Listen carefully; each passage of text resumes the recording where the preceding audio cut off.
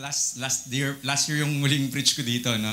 Last year, nag-preach ako tungkol sa 2022 ba yun? O 2022 about be praise. Ngayon naman, actually tatlong ano kasi yun, tatlong series yun. About sa thankfulness, about sa praise, tsaka sa worship. Siguro next year na lang about sa worship. Ngayon, be thankful naman. Okay, yun naman yung topic natin sa umagang ito. Yung sinasabi ni Pastor Ham kanina, eduk talaga ako. Ano talaga, math major talaga. Kasi favorite ko ang math. Yan. Lahat ng numbers, equations, formulas, kabisado ko siya. However, sabi sa akin sa scholar department, kasi enroll ako for scholarship. Sabi sa akin, sige, pumunta ka dun sa CCJ building. Yung building yun, yun ata yung main building yun ng mga offices. Tapos, sabi, magbilang ka mula sa kanan, pangalawang room. Hindi ko maintindihan kung ano yung mula sa kanan. Kung kaharap ko ba yung building, kanan ko. O pag nakatalikod ako sa building, kanan ko. Sabi ko, baka kaharap ko. Binilang ko ito yan. 1, 2. Yung pangalawang room, doon ako pumasok. Enroll ako doon. Computer science pala. Sabi sa akin nung staff, bakit computer science nakalagay sa'yo? Bakit eduk nakalagay sa'yo? Comsa ito. Burahin mo yan, palitan mo. Ako naman, uto-uto, binuro kong ganun. Ginawa ko, okay, sige, computer science. Tapos, na-realize ko na lang, bakit ba ako nandito? Education dapat yung kukunin ko nga. Anyway, so yun yung kalooban ng Panginoon. At tayo ay by nature evangelist. So lagi ako nagpe-preach ng gospel. At so happen, si Pastor Hem ay Mendez, ako ay Maglaya. Siyempre, sa row, magka-row kayo niyan kasi parehas ko yung M eh. So alphabetical. Siguro parang few, dalawa lang ata or isa lang ata yung pagitan namin. Tapos, wala pa yung katabi namin. Ay, wala pa yung parang, alam ko bakante yun eh. Yung pinaka-space namin. So, lumipat ako doon, tapos tinabihan ko siya. Yung din namin, nagtuturo that time, sabi ko sa kanya, pag namatay ka mamaya, pupunta ka ba langit? Sigurado ka pupunta ka langit. Nagtuturo yung prop namin, nag-witness ako sa kanya. Tapos, from there, in-invite ko na siya. At yun nga, yung February 11 na nagkaroon ng outdoor fellowship sa mga youth. In-invite ko siya para sa Alphabets of God's Love. At ayun, praise God. From there, doon niya talaga natanggap si Lord, naging totoo sa kanya yung salvation niya. And from there, nagpapasalamat tayo sa Panginoon. Do isa lang, sa 70 classmates namin nung first year high school, first year college, na naging 30 na lang yung fourth year na kami. Out of the 30 nung fourth year kami, siya lang yung nadala ko sa Panginoon. At siya yung naging pastor nyo. So kaya praise the Lord kasi bishop kami. Ayan. Bishop. Ayan. BFF kami niyan. Kaya siya ang una kong asawa. Siya ang una ko naglaban ng damit ko, nagluto. Ayan. Nakasama ko sa higaan. So, ibig sabihin, kami yan? David and Jonathan kami niyan. So kaya hindi nyo kami papaghiwalay niyan. Well anyway, so sa topic natin, yung pagiging thankful. Sobrang thankful ako din kay Pastor M. Saka dito sa Butatan. Actually, na-inspire nga ako sa inyo. Dahil sa inyo, bumalik ako sa youth ministry. Na ang tagal kong hindi naaawakan kasi from by the time na naging father ako, ang hirap pala maging tatay. Kaya saludo ako sa mga naging tatay na all hands-on, all around. So, tas nabuntis si Mrs. ulit, si Rish. Na siya, mag-8 months na, next month. So, February ang schedule ng due date, February 17, gano'n. So, God willing, ako, samahan niyo ako sa prayers, na-ultrasound siya 20 weeks, at sabi nga, masyado pa maaga para malaman yung gender. Ang sabi sa gender, babae daw. So, from that 20 weeks, na siya ngayon? 31 weeks. So, dahil 31 weeks na siya, sa pang 35, ilang weeks na lang, pang 35 weeks na yung ultrasound ulit siya. At hoping ako na sana lalaki. Sana sumulpot na. Kasi nung 20 weeks masyado pa maaga eh. Like si Pastor Joe kasi, si Pastor Joe naman ay, si Pastor Joshua ay kapatid namin ni Pastor Amer. Yung sumunod sa kanya. Yan. Ay buntis din si Sister Tenten, yung asawa niya. Lalaki naman, sure na, lalaki. So parang yun ang unang apo na Maglaya, na sure, na lalaki talaga. And sa proper, alam nyo, ang struggle, sa taas kami mga leaders dito. Mga leaders. Sino may mga leaders nyo? May mga may asawa ng mga leaders. Sa mga may asawa pong leaders, huwag kayo magsasabay-sabay na mabuntis, ha? Mahirap, promise. Yung season namin sa proper sobrang hirap dahil halos 80% or 70% ng leadership na puro mga ga-asawa. Palibasa, kinasal ko last year, kinagkasal ko sila. Then itong taong to, sinurpresa nila kaming lahat, nagsabay-sabay sila nabuntis. Kaya yung buong leaders ng proper, yung 3 single lang ang nag-function. Kasi yung the rest, talagang puro bed rest, sensitive. Syempre, kung misis yung buntis, yung husband, kasama rin sa responsibility niya yun. So, hindi rin namin sila makasama, makatulong. Kaya, sabi ko, Lord, sige, bigyan mo ko ng wisdom. Paano ako makakapag-raise up ng another leaders, another youth generation. So kasi kayo yung mga youth, especially dito, daming youth, no? Kayo yung maraming energy, maraming time. Kayo yung malakas mag-effort. Yan. Kapag in love, di ba, crush na crush mo sa ganito, nagagawa mo lahat ng effort. So, kaya sabi ko, Lord, help me. So, from there, sabi ko, sige, God's favor, yan, lagi yung gamit yung signature ko. Pag nagpa-campus kayo, pag gagamitin nyo yung MNHS, sulat ko lagi. Ayan, so sa favor ng Panginoon, nakakapag-events tayo sa mga campuses dahil nga kaibigan natin mga principal. So praise God. Thankful tayo dahil meron tayong mga ganong favor na nagagamit natin yung pagkakataon para makapag-minister, makapag-win ng souls. And that's why, natutuwa ako sa Sandalite Putatan kasi talagang napakainit nyo sa evangelism, sa discipleship. Yan. Kaya parang sabi ko, Lord, parang ang tawag doon, holy inggit. Sabi ko, Lord, nakakainggit yung part na sana all. Sana all, ganun din. Kasi nasa season kami sa proper na since we're raising another generation. So parang sabi ko, Lord, help me na ma-manage yung ganito. Tas another thing, si Bishop Paul Maglaya ay nasa bahay ko. At ako yung nag-aalaga sa kanya. Dahil nga si Bishop ay, ang kilala niya na lang kaming mga anak niya.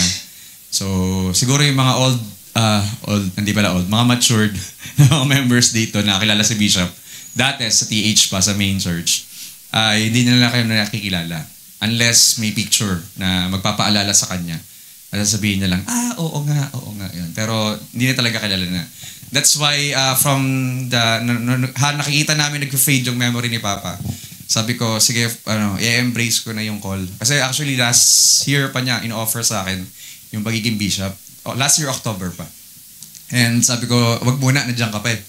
Sabi niya sa akin, kailan ko bibigay sa'yo pag wala na ako? Sabi ko, hindi, kaya mo pa naman, kaya mo pa mag-lead. Tapos ang na-realize namin, nag-fade yung memory niya. Sabi ko, sige na nga, tinaon ko na nung anniversary namin this year, ng proper, 7th year anniversary. Sige, sabi ko sa Lord, i-embrace ko na siya. So, and from there, ayan, praise the Lord, bilang bago niyong bishop po, marami tayong gagawin. Actually, 2025, iniisip ko pa lang, nakakapagod na. Pero sa biyaya ng Diyos. Actually, kaya ito yung naging topic din kasi wala tayong pagmamalaki kundi sa biyaya ng Diyos. Sabi doon, ang pagiging thankful daw, it is the joyful attitude of a spirit-filled Christian. Nakakatawa kasi si Pastor Rem, kagabi lang mag-asama kami. First time na nagsimbang gabi, na nandun ako na nagpipreach siya. Kasi lagi nga tayong nasa ibang church pag simbang gabi. First time din na simbang gabi, hindi ako masyadong tumanggap ng invitations. Kasi nakakapagod. Hinder si Shemi. Tapos lahat ng attendance sa school dapat nandun ka. Yung mga Christmas party, kantata, and so on, mga meeting. Ako pa president ng PTA. Nung nagpakilala akong pastor ako, ay, nakangiti silang lahat sa akin. Nung nagbotohan, sino po ang presidente natin? Sino po na-nominate nyo? Si pastor po.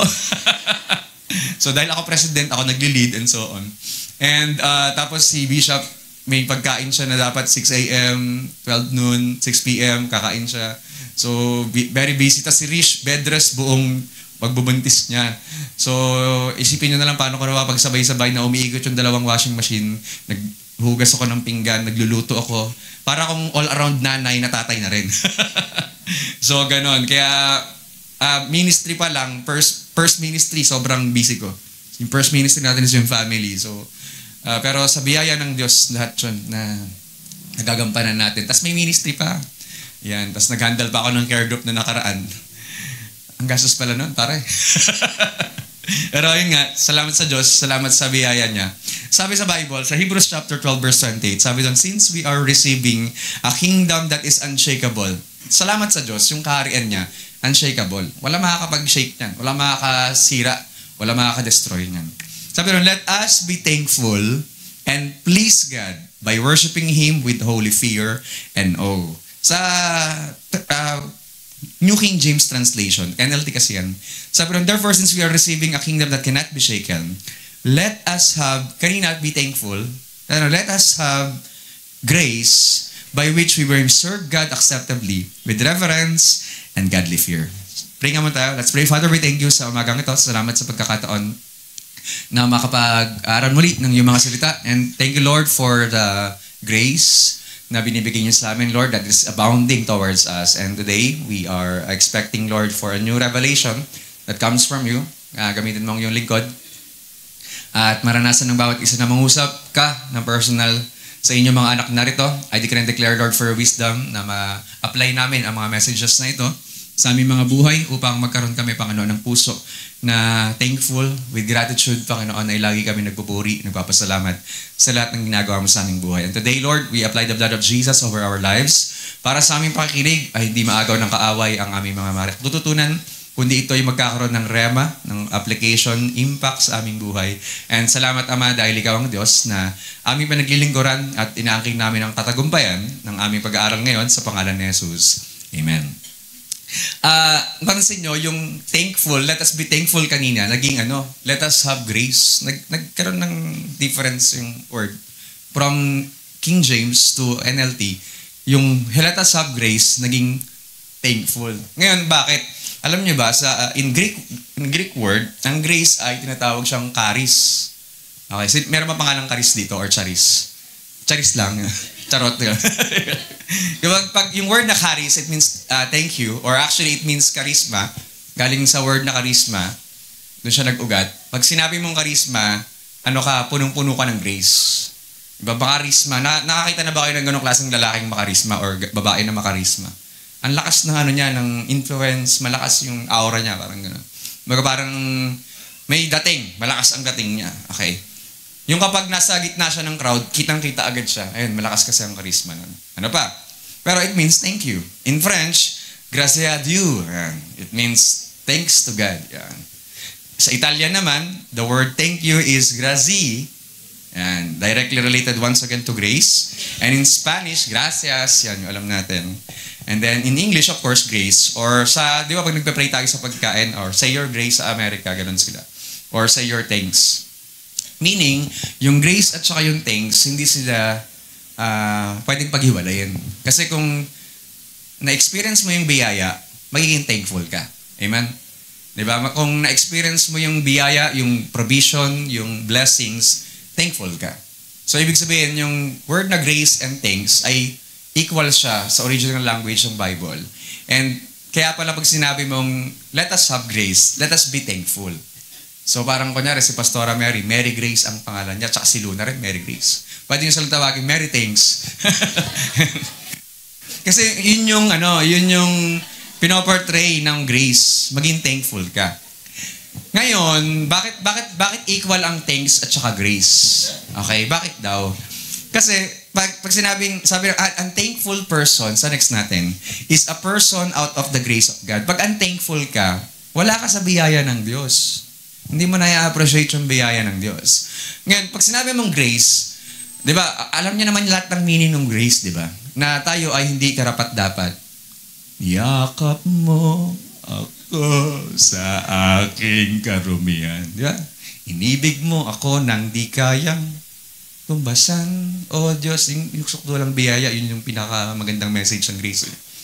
Na hindi tayo deserving, hindi tayo karapat-dapat, pero inibig, pinatawad, tinanggap tayo ng Diyos bilang anak niya. Amen? That's grace. Sige, pag-usapan natin yung undeserved favor at saka unmerited favor pala, at saka grace. Ang unmerited favor, ito yung, kunyari, merong pulubi sa labas. Tapos paglabas mo dyan sa baba, nakita mo yung pulubi, ay ate, sa'yo na lang to. Binigyan mo na 100. Ang tawag doon, unmerited favor. Bakit? Hindi naman siya gumawa ng kahit ano ng something na maganda sa'yo, pero binigyan mo pa rin. Okay? Wala siyang ginawang action or any good thing sa'yo para bigyan mo siya ng 100, pero binigyan mo. Unmerited favor, ibig sabihin ng tawag doon.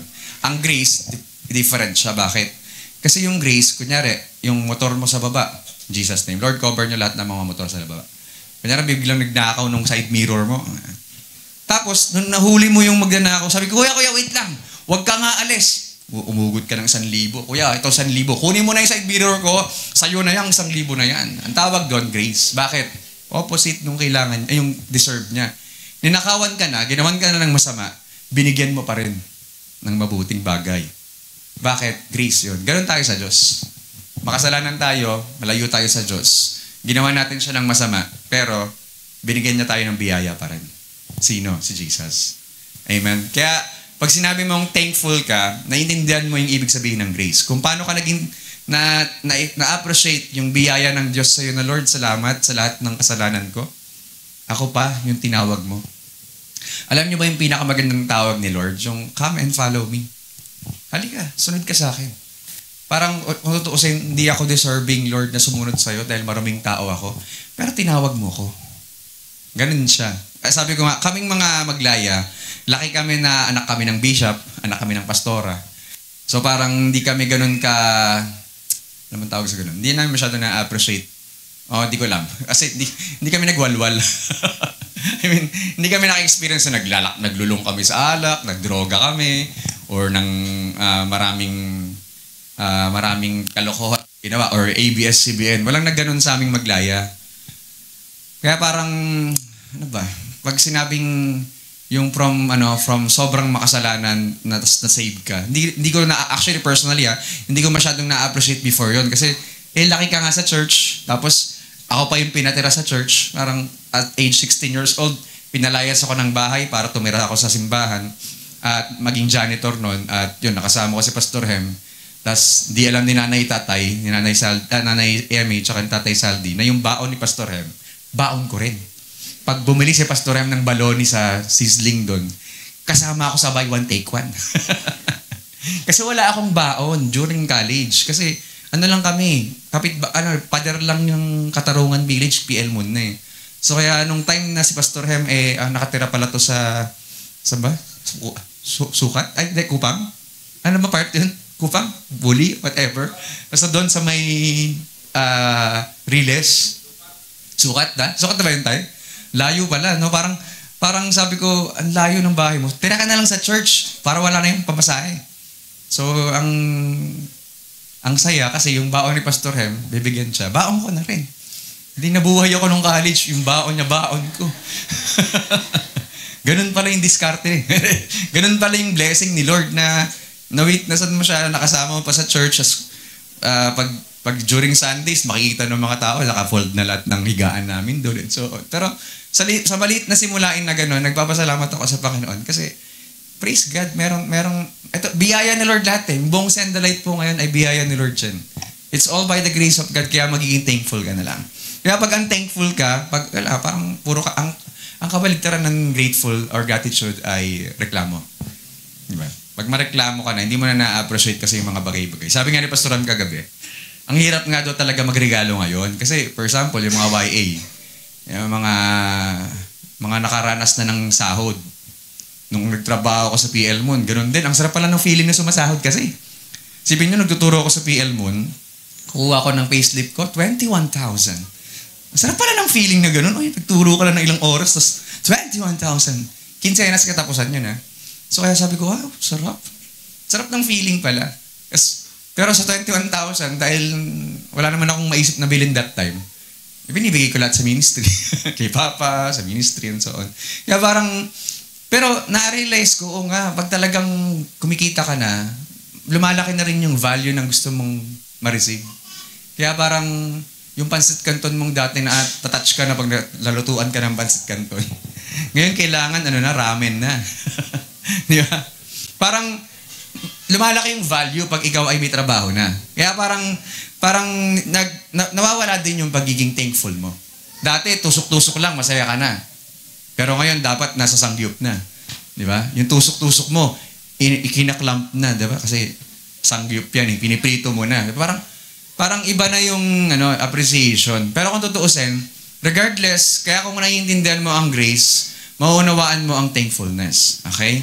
Sabi ang thanksgiving is the gratitude for benefits received or experience related to our own experience of blessing and provision. So, yung nagpapasalamat ka sa biyaya ng Diyos, actually, mas maunawaan mo yan kapag ngayong Pasko, regardless kung may natanggap ka o wala, basta meron kang joy, meron kang peace, alam mong mahal ka ng Diyos, alam mo na experience mo yung presence niya, you know that is with you all the time. Kaya parang, okay na yun. Kahapon, yung isang araw galing ako sa ABCI, kahapon pala yun. Paano makabawon? Friday pa lang pala, isang araw pala, Thursday. ABCI, Christmas party ng mga pastor. Last year, nanalo ako, bago yung grand prize, nanalo ako, electric pan.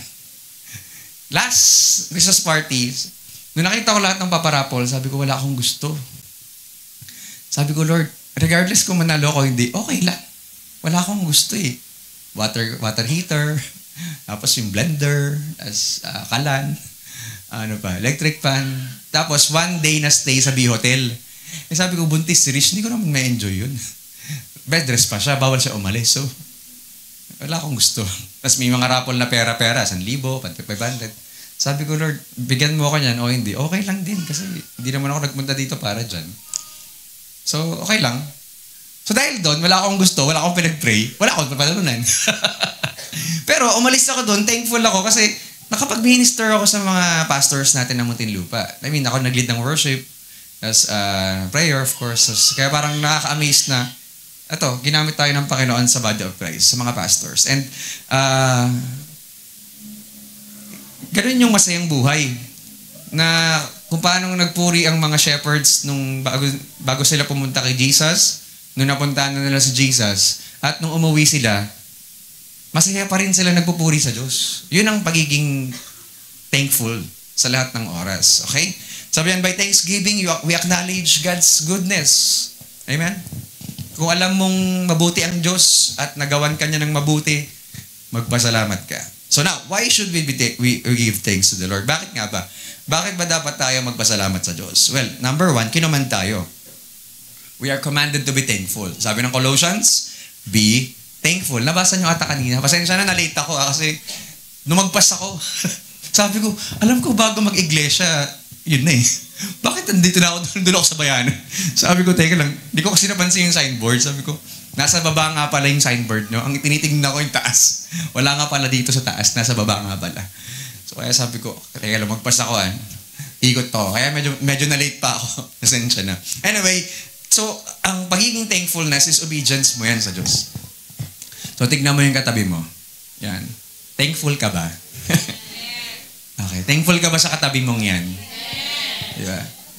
Kasi once nawala na yung appreciation mo sa mga bagay-bagay, sa mga tao, sa situation, pag hindi ka na marunong magpasalamat, actually, you are being disobedient. Kasi kinuman tayo, utos ng Diyos na magpasalamat tayong lahat. Amen? Utos ng Diyos na magpasalamat tayo. So regardless kung ano yung sitwasyon mo, ang command ng Diyos, magpasalamat ka. Whether good or bad, magpasalamat ka. Kasi bakit? Kasi yun yung biyaya ng Diyos.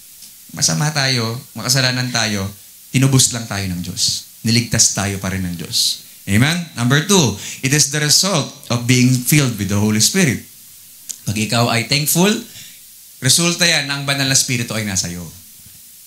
Diba? Magiging thankful ka. Sabi ni Ephesians, huwag ka magpakalasing sa alak, sisirain yan buhay mo, kundi sabi, be filled with the Holy Spirit. Bakit daw? Verse 19, speaking to one another in psalms, hymns, and spiritual songs, making melodies in your heart to the Lord. And then sabi niya gano'n, always, or giving thanks always, for all things. Di ba? Giving thanks for all things, sa lahat ng oras, always.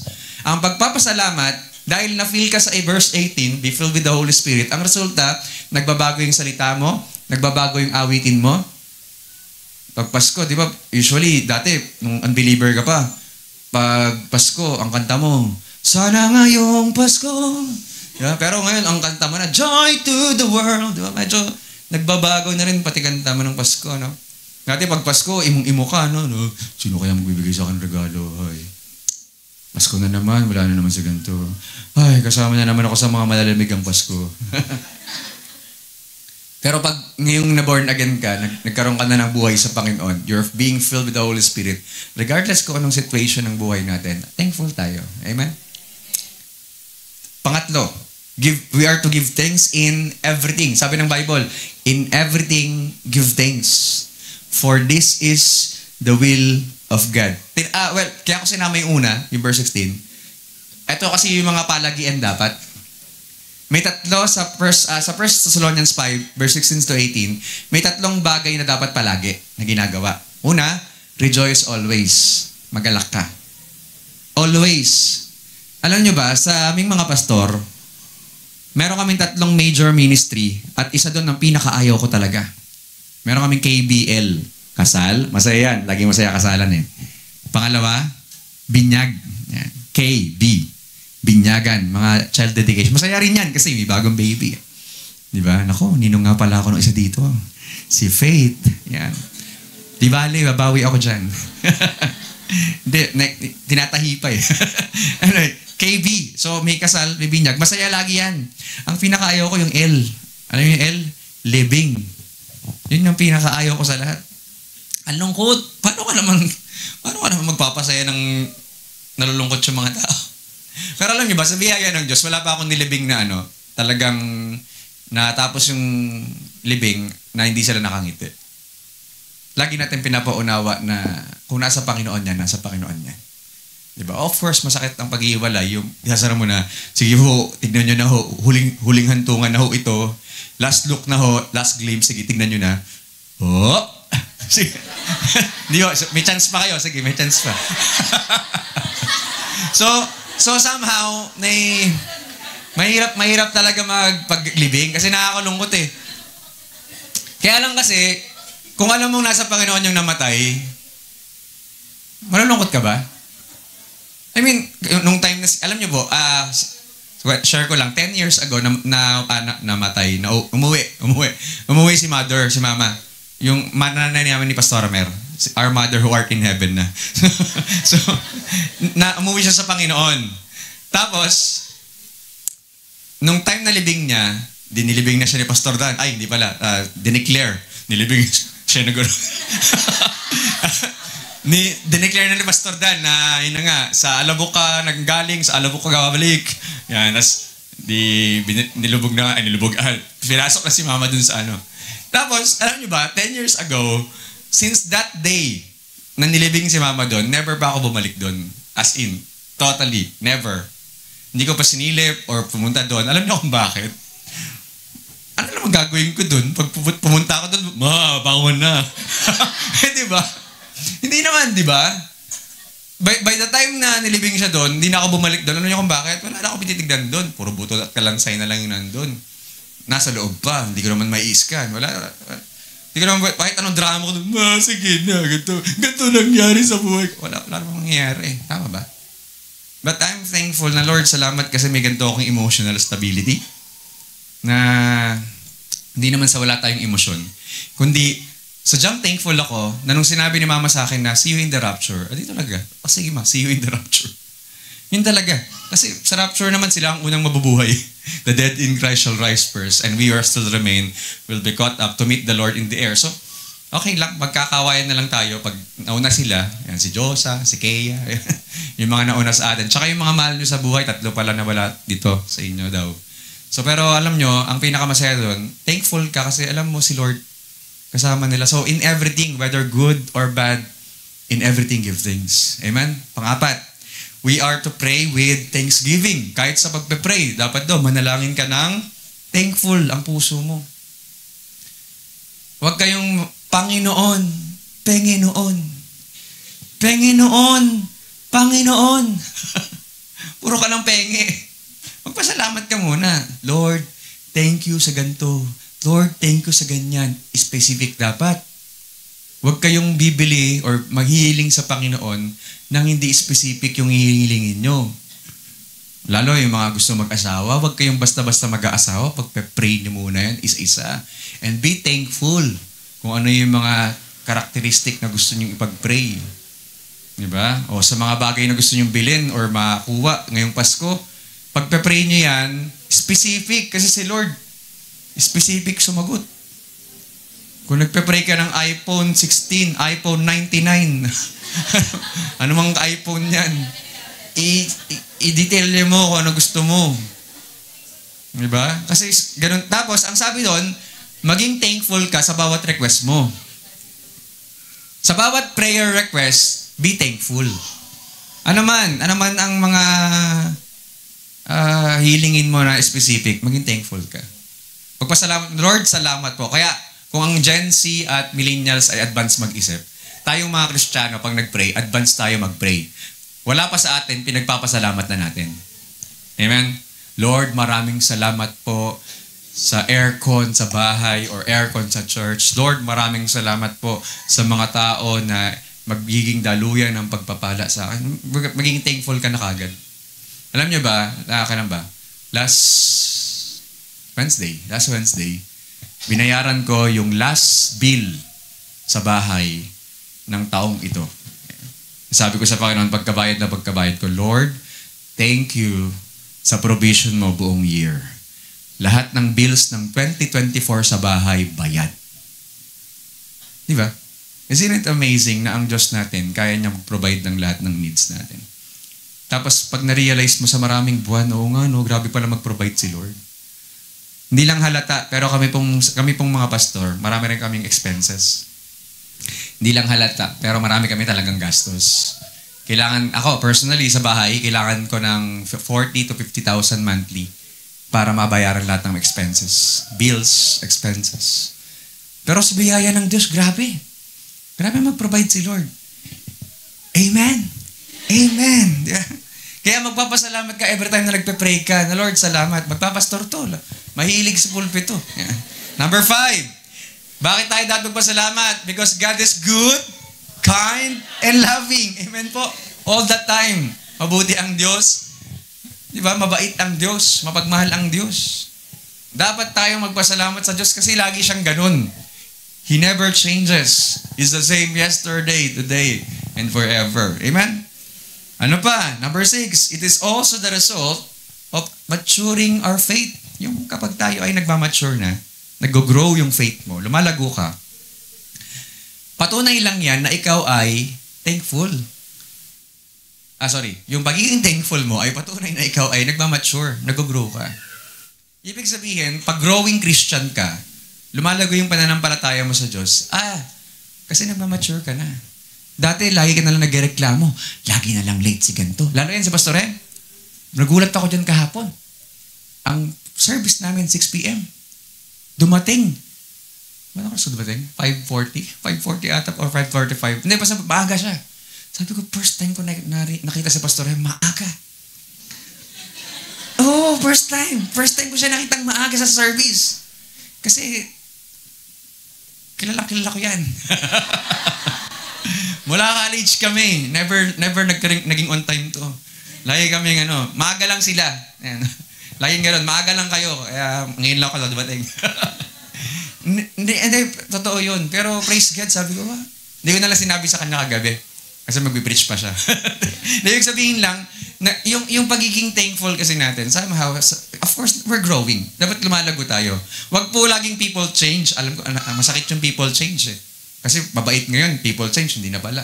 Dapat people grow. Yeah, we grow. Nag-grow tayo. At habang lumalago ka, mas lalo nakikita sa yung pagiging thankful. Kukonect ko lang sa message ni Pastor Hem, yung about sa joy. Yung joy kasi, hindi nga siya nakadepende sa situation. Nakadepende siya sa relationship mo sa Diyos. So kung masaya ang relasyon mo sa Panginoon, masaya dapat lagi yan. Nagmamanifest sa mukha yan. Puyat lang kami. Pero masaya ang buhay namin. Okay. Number 7. Of course, we give thanks for the victory that He gives us in Christ. Amen? Thanks be to God who gives us victory to our Lord Jesus Christ.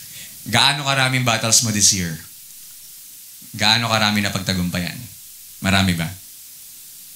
Marami man battles this year. Pero sa lahat ng battles, thank God sa assurance na binibigay ng Panginoon sa atin na sa bawat battles, hindi mo battle yan, sa akin yan. give you the victory. Yun ang masaya sa assurance eh. Kaya ayoko ng insurance. Hindi naman, may mga of course, meron kasi nag-offer ng mga insurance. Kaya lang tinatakot kasi ako kaya ayoko tanggapin eh. Kung ba naman sabihan ka, Sir, baka gusto niyo po tanggapin yung insurance namin. Ang offer po namin, pag namatay kayo, ganito, bibigyan. Buhay pa ako, Diba? Pag kayo po ay na-aksidente, grabe ka naman. Hindi, nakakatakot kaya, syempre, Jesus name, re-rebuke mo sila. Sabi ko, healthy ko. Tapos biglang pag-hospital po kayo. Tinama. Hindi, insurance kasi. I-insure ka kasi. Pero ayoko ng insurance. Gusto ko assurance. Nasa mabuhay o sa mamatay, sa Panginoon tayo. Okay? Hindi ko dinedegrade or inaano yung mga insurance. That's their work. Nature ng work nila yun kasi. Pero sinasabi ko, gandahan mo naman yung offer mo. Kung sakali man, di ba? Wag naman yung bigla ang, sir, pag namatay kayo bigla, di ba? Nakakatakot di ba? Pero again, ang assurance ng Panginoon, for every battles, merong sure na victory tayong lahat. Kaya maging thankful tayo. Amen? Sa dami ng battles this year, praise God, victorious pa rin. Bakit? Buhay ka pa. Lumalaban ka pa rin. Amen? Number 8, of course, kay Jesus. He is our indescribable gift. Amen?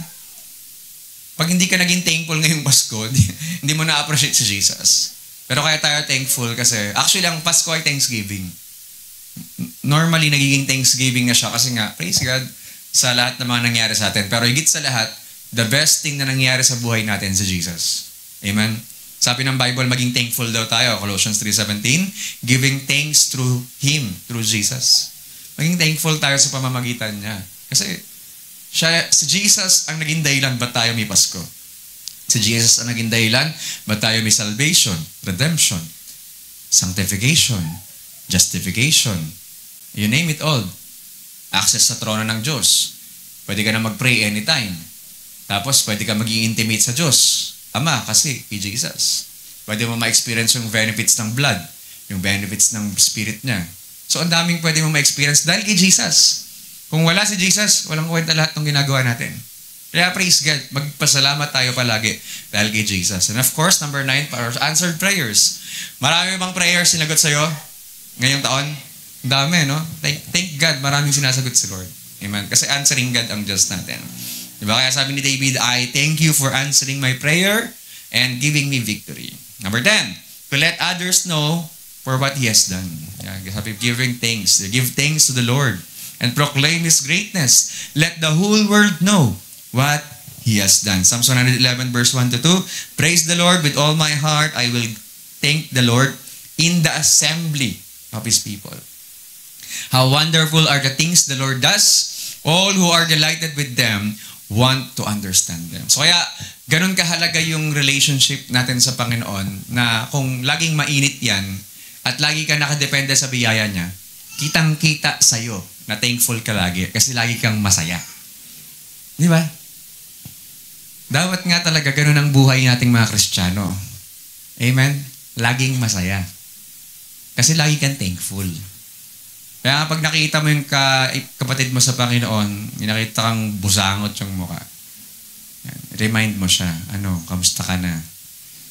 Baka puro reklamo na, kaya ang busangot na ng mukha mo.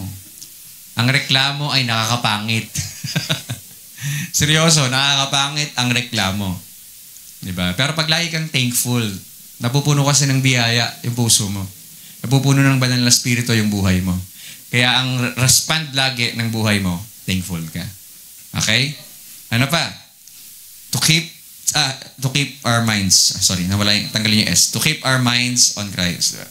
Ang pagpapasalamat, bakit tayo dapat magpasalamat? Para mapanatili natin yung isipan natin sa Panginoon. The more naging thankful ka, the more na nakafix yung eyes mo sa Kanya. Nakafix yung thoughts mo sa Panginoon. Mas lalo ka naging thankful, ibig sabihin lalo ka nakafocus sa ginagawa o kayang gawin ng Panginoon. Tingnan ito. Let your roots grow down into, kanino? Kay Jesus, Him. Let your lives be built, kanino? Kay Jesus pa rin. Then your faith will grow strong in the truth you were taught, and you will overflow with thankfulness. Anong sikreto ng thankfulness? Yung una, yung roots mo dapat lumago pababa. Ibig sabihin, di ba ang puno, mas malalim ang ugat mas matibay sa ibabaw. Di ba? Pag ang puno, kahit gaano kataas yan, kung ang ugat yan ay kakarampot lang, pag dumating ang bagyo, bagsak agad yan. Pero kapag ang puno, malalim ang nahukay niya sa ilalim, humaba siya ng humaba, kahit anong bagyong dumating, hindi man magigiba. Bakit? Kasi lumalim yung relasyon mo sa Panginoon. Lumalim ka sa personal intimacy mo with God. Hindi ka basta-basta mababagyo ng buhay. May bagyo, pero hindi tayo para maapektuhan. Okay? And then sabi na, let your lives be built on Him. Ibig sabihin, yung buhay natin, ma-build up ka sa relationship mo sa Diyos. Mas lalo kang tatatag. Mas lalo kang lalakas. Yan ang nangyayari, the more na nag-grow ka, nagiging strong ka sa faith mo, ano nangyayari? Nagiging thankful ka. Kaya hindi ako believe sa mga theologians na ang galing lang magturo. Maraming mga theologian magaling lang magturo. Pero yung character ang pangit ng ugali. Mga mayabang. Actually, isa sa mga kinakalungkot ko though masaya, of course, nakapag-minister tayo. Pero medyo nalungkot ako during worship time, nung ABCI Christmas party. May isang naka-record nga pala to, no? Huwag na lang sila manood. Isa sa nakinalungkot ko nung Christmas party, during worship time, nag-lead na ako ng worship. Nakita ko yung mga pastors, hindi worshipers. Hindi nagtataas ng kamay, nakatayo lang, nakapumulsa pa. Sabi ko, ba't ganun? Kung kailan mga pastors na, dapat kami mga pastor. Kami number 1 na nag-exemplify na dapat kami yung true worshipers eh. Pero nagulat ako, nakatodala lang yung iba, tapos di kumakanta. Tapos hindi nakataas. Mga pastors na to, we're talking about pastors. Hindi naman lahat, pero some are talagang nakakalungkot. Kaya ginawa ko, pumikit na lang ako. Sabi ko, Lord, I'm gonna focus on you, regardless kung sino tong mga to. So, nag-worship na lang ako mag-isa. As if, hindi ako nag-lead ng worship para sa kanila. I'm leading myself to worship God. Bless the Lord, O my soul, and all that is within me. Bless His holy name. So, nag-worship na lang ako mag-isa sa Panginoon habang nangyayari yun. Nakakalungkot talaga yung part na yun. Nakakita mo na mga pastor na tong mga to. And they do not even lift their hands para sa Panginoon. So parang yun yung hindi ko alam kung anong nangyayari sa kanila, kung ano pinagdadaanan nila sa buhay. Pero ang respond ng isang Kristiyano na laging thankful, pagdating sa pagsamba sa Diyos, all out ka. Kasi thankful ka nga eh. Amen? Lastly, it is the will of God in all circumstances. Okay? Babalikan natin yung 1 Thessalonians 5:18. Sabi doon, in everything give thanks, for this is the will of God. Ano daw yung this is the will of God doon? In everything, give thanks. So, inote mo yung give thanks, yun yung this. Yung this is the will of God ay yung give thanks. Saan? In everything. So, in everything, give thanks dahil kalooban ng Diyos. So, parang ganito yan. Ibig sabihin, Pastor, ang sinasabi nyo, kahit anong sitwasyon ko, dapat magpasalamat ako. Yes. Kasi ang kalooban ng Diyos, dun sa situation mo, maging thankful ka pa rin. Amen? Dumadaan ka ba sa mga masasakit na sitwasyon sa buhay mo ngayon? Anong kalooban ng Diyos? Magpasalamat ka. Dumadaan ka ba sa mga mabihirap, mga mapapait, mga battles sa buhay, mga mabibigat na mga pagsubok? Anong kalooban ng Diyos? Dun sa situation mo, give thanks. Kasi pag nireklamo mo yun, walang mangyayari dun. Pero pag nag-start ka magpasalamat, doon magkakaroon ng situation mo na babaguhin ng Diyos. Because the atmosphere is changing. Because the presence of the Lord is there. Kasi nagiging thankful ka na. Amen? Kasi laging attracted ang Diyos sa mga taong laging nagpapasalamat at nagpupuri sa Kanya. After all, enter His gates with thanksgiving and unto His courts with praise. Yan. And then lastly, in conclusion, actually, ano sa ba? Ayan. Nag-aral ako New Year's resolution. Although di pa naman New Year, sabi ko, ayoko na mag-preach ng mahaba. In conclusion, ito yung pinaka-naging striking, actually, naghahanap ako ng Christmas verse outside Matthew, Mark, and outside Matthew and Luke. Doon lang naman may Christmas verse eh. Tsaka sa Philippians 2. Naghahanap ako ng Christmas verse outside sa dalawang yon. Dalawang book. At nakita ko tong 2 Corinthians chapter 8, verse 9. The best Christmas verse nakita ko sa buong Bible. Sabi doon, "For you know the grace of our Lord Jesus Christ." Nalaman niyo na ba yan? Alam niyo na ba yung grace ni Lord?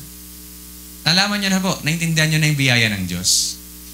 Ano yung biyaya ng Diyos? Ito, sabi niya, "That though He was rich, yet for your sakes, He became poor. So that you, through His poverty, might become rich." Nung nabasa ko ito, sabi ko, parang simple lang naman siya. Okay, naging tao ang Diyos. Naging mahirap siya. Tapos, dahil doon, yumaman ako. Pero alam niyo ba, it breaks my heart nung inaral ko yung pinaka-root nung pinaka-verse. Sabi ko, oo nga, si Jesus nakaupo na sa trono niya sa langit eh. Ang tawag kay Jesus sa Old Testament, not Jesus, but the Ancient of Days. Sa Book of Daniel, makikita niyo yun doon. Nakita ni Daniel si Jesus as the Ancient of Days. May trono siya, nakaupo siya. Tapos, He became poor. Imagine He was rich. Try nyo i-search. Forbes, alam niyo yung Forbes? Forbes 2024 na top 500 richest people in the whole earth. Top 2 na pala si Elon Musk. Kailan si Elon Musk? Yan. Grabe, no? Si Elon Musk. Top 2 na siya sa pinakamayaman na tao sa buong mundo. Habang binabasa ko yung top 10, sa top 10 pa lang, napakadami ng Bill Gates, parang top 7 na lang. Ganun. Sabi kong ganun. Na-realize ko, sa top 10 na richest man sa buong mundo, dalawa na-realize ko. Number 1, wala ako doon. Number 2, hindi ko sila kilala. At number 3, I don't care. Bakit? Kahit gano'n sila kayaman, mayaman pa rin ako. Mas mayaman pa rin tayo. Bakit? Kasi si Jesus, imagine ang yaman-yaman ni Lord. Right? Parang ganito kasi yan. May 4 na classification ng riches eh. Either, for example, ikaw yung sobrang yaman mo, na ikaw ay kaya mong alam niyo yung sa flight, yung, ang tawag doon, yung business class. Yeah? Ang elite yun eh. Or ikaw yung sobrang yaman mo, ikaw ay meron kang sariling eroplano. Yeah. Hindi ka na jumo-join sa mga tao, kundi may sarili ka. Or sa sobrang yaman mo, ikaw yung may-ari ng airport. Pero salamat sa Diyos, si Jesus ang may-ari ng skies. At dahil anak ako ng Diyos, may-ari din ako ng skies.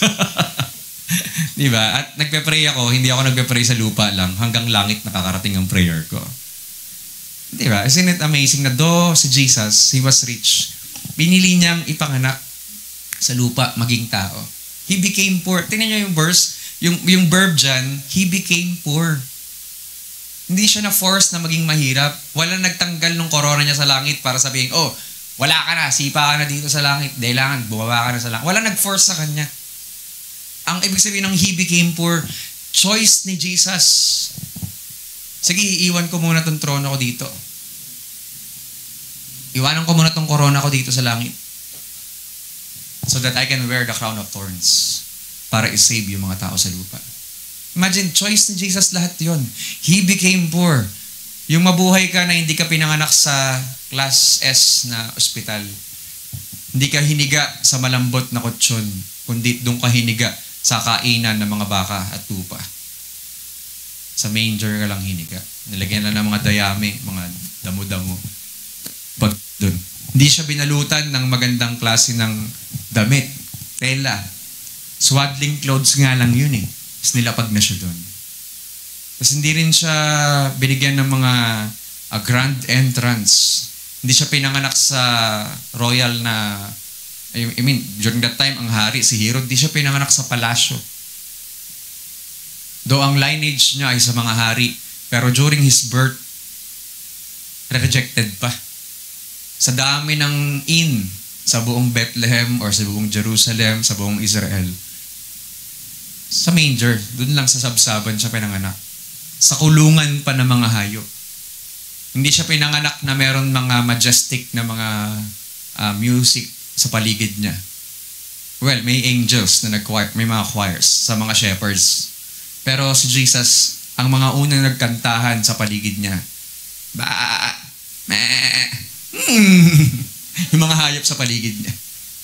Pero sa lahat ng yon, nakita mo yung kababaang loob ng Diyos na pinili niya maging tao. He became poor. Imagine yung part na, grabe, pinili ni Jesus maging mahirap. Alam niyo kung bakit? Kung pinanganak si Jesus na mayaman siya, ibig sabihin, wala siyang pakialam sa mga mahirap. Pwede nating sabihin, di naiintindihan ni Jesus yung ano ko, kasi pinanganak siyang may basong ginto. Hindi siya ganun. Okay. Though may nagbigay ng ginto sa kanya, pero pinanganak siya very humble. He became poor. Nabuhay siya for 30 years, anak siya ni Joseph the carpenter. Tapos nagtatrabaho siya bilang karpentero. Parang kung ako yun, parang makita mo for 30 years yung buhay ng mga tao sa paligid mo. Masama, madumi. Huwag ko na lang kaya iligtas tong mga to. Pero for 30 years, hindi nagdalawang isip si Jesus na iligtas tayo. He became poor. Bakit? Yung pangatlo, so that you, through His poverty, might become rich. Yun yung pinaka-best message this Christmas, na lalo ka magiging thankful. Kung alam mo yung biyaya ng Diyos, magiging thankful ka talaga. Bakit? Kasi si Jesus, tinake niya yung form ko. Yung image ko na basak, tinake niya yun. Naging tao siya. Imagine, ikaw yung may-ari ng buong universe, ikaw yung lumikha sa lahat ng yon, wala kang dinidependehan, tapos pipiliin mong maging baby at maging dependent ka sa nanay mo. Maging dependent ka sa mga bubuhat sa'yo. Na-experience nyo na ba yun? Yung, di ba, yung sa faith, baby pa, hindi pa niya kaya mag-isa. Hindi pa niya sabihin ni Risa, oh Faith, bahala ka na sa buhay mo, ha? Kaya mo na yan. Hindi pa, dependent pa siya sa nanay niya. Tinake ni Jesus yung form na yon. Maging dependent siya sa tao na creation niya lang din. He became poor. Choice niya yon. Kaya parang pag hindi mo naintindihan yung biyaya ng Diyos, hindi ka magiging thankful. Pero the more you experience, the more you understand the grace of God, mas lalo ka magiging thankful sa lahat ng ginagawa ng Diyos. Kaya may matanggap ka o wala ngayong Christmas, thankful ka pa rin. Amen po. Masaya o hindi ngayong Christmas, thankful ka pa rin. Walang pinagkaiba. Yung pagpapalang malaki o pagpapalang maliit, walang pinagkaiba. Ang respond natin lahat, thank you Lord. Thank you Lord. Amen? Kaya yun yung real purpose ng Christmas. Now lastly, meron tinatawag na guilt by association. Alam niyo yun? It means if I hang around with a fellow who committed a crime, dahil kung yung tropa mo, kaibigan mo, nakagawa ng kasalanan or ng kasamaan, dahil tropa ka niya, pwede kang, I may be considered guilty also because of my close relationship with that criminal. Okay? Dahil close kayo ng criminal na yon, may nagawa siyang masama, kasabi ko, guilty by association ang tawag doon. Ibig sabihin, kaibigan mo siya, may relasyon ka sa kanya, guilty ka rin kasama niya. Naintindihan ko yan nung time na si mama at papa nakulong sila dati. Ang kaso na kay papa, pero dahil asawa niya si mama, pinili ni mamang sumama sa loob. So parang, okay, kaya pala guilty by association. Balik na rin natin siya, ilagay natin yung same concept sa situation natin mga tao ngayon, na mga Kristiyano. Ang tawag naman dyan is grace by association. Ito, mas lalo ka magiging thankful lalo. All the grace of God is available to me, to you, to us. Okay? By virtue of my relationship with Jesus Christ. Lahat ng biyaya ng Diyos. Lahat. You name it. Napakadami yan. Every grace provided, lahat ng mga grace na binigay ng Diyos sa atin, lahat ng mga blessings, pagpapala, promise, inheritance, rewards na pwede mo matanggap sa langit, lahat ng yon ay sa'yo na. Why? Kasi meron kang relationship kay Jesus. Gusto mo ng joy? You can have it because meron kang Jesus yun eh. May relasyon ka sa Kanya, that's grace by association. You want peace? Kay Jesus lahat yun. If you have a personal relationship with Jesus, nasa iyo lahat yun. So through our association with Jesus Christ, we suddenly become rich. Amen? Kaya yung He became poor. Praise God. Pinili ni Jesus yun. So that through His poverty, maging rich tayong lahat. napakasayang mabuhay. Nakitang-kita yung kagalakan ng Diyos sa buhay natin regardless of our situation. Amen po? Yeah. Ako share ko lang, testimony ko lang. Ilang taon yun eh. Si Pastor M kasi nag-drama to kahapon eh. May mga share siyang testimony niya rin na may mga naging dramas nga siya. Ako rin actually. May mga naging dramas din ako ngayong taon. Pero di talaga kasi ako madrama. Ayoko ng drama. Ayan. May mga naging dramas din ako ngayong taon na, Lord, bakit ganun? Parang ako lang lagi kumikilos. Ganun. Parang ever since na nag-start yung ministry, ako lang. Ganun. Parang nakakapagod na. May mga ganun. Tapos bigla ako na-realize. Sinampal ko yung sarili ko. Teka lang. Wait lang. Nagreklamo ka na eh. Nagreklamo ka na. Kailangan mong ayusin yung emosyon mo. Ayusin mo yung heart mo. Ayusin mo yung puso mo. Ayusin mo yung buhay mo.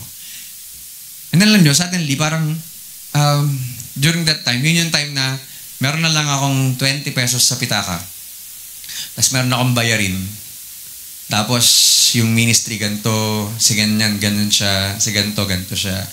So, daming situations. Tapos parang na-overwhelm ka sa emotions mo. Alam nyo, niremind ako ni Lord, alam mo, kulang sa'yo. Kunin mo na yung gitara mo, purihin mo ako. Pinuha ang gitara ko. That was the time bago pa si Bishop pumunta sa bahay, tumira sa bahay. Tapos meron ako kinanta. Kasi yun na lang meron ako eh. May kinanta ako. Alam niyo yung kantang gratitude? Alam niyo yung kantang gratitude? All my world's for sure. I have nothing new. How could I express all my gratitude? I could sing this song as I often do. But every song must end. Sabi, nakatawa yung part na to. But you'll never do. Nag-end man yung bawat song, pero ikaw, Lord, hindi. Kasi ang ganda-ganda ng chorus. So I throw up my hands and praise you again and again. It's all that I have is a hallelujah, hallelujah. And I know it's not much, but I've nothing else fit for my King, except for a heart singing, hallelujah, hallelujah. Tapos, kinakanta ko yun, iyak ako ng iyak. Hindi ako iyakin, di ba? Alam ng mga kapatid ko yun, alam ng church yun. Iyak ako ng iyak habang kinakanta ko siya. Tapos yung bridge part, so come on my soul, don't you get shy on me, lift up your song, cause you got a lion inside of those lungs. Sino yung lion na yun? Di mo pasa? Lion of Judah. Si Jesus. You got a lion inside of those lungs. Get up and praise the Lord. Habang kinakanta ko siya ng kinakanta, yung iyak ko nagiging joy. And after nun, okay na, wala na lahat ng drama ko. Kailangan ko lang magpuri sa Diyos. Kailangan ko lang may pagpasalamat ulit lahat ng ginagawa ng Diyos sa buhay natin. And kaya nga sabi, we cannot enjoy God's grace without being thankful. Hindi mo siya ma-enjoy kung di ka thankful. Nor can we separate thankfulness from the grace of God. Amen? Christmas is all about Thanksgiving. And Thanksgiving is a celebration of the giver and the gift. The gift goes on. The Father gave the Son, and the gift goes on. The Son gave the Spirit, and the gift goes on. The Spirit gave us love, so we can give the gift of love. Yeah, so kaya, it goes on. Dahil may celebration tayo ng giver at ng gift. Praise God. Binigay sa atin yung regalo ng Diyos. And you all need to do is to praise Him, to give thanks to Him. Alam niyo yung kanta nga, yung gratitude. Kantahin na kaya natin. Kantahin natin yung, alam niyo yun? Hindi, ako na lang. Sige. Sige, ako na lang. Yan.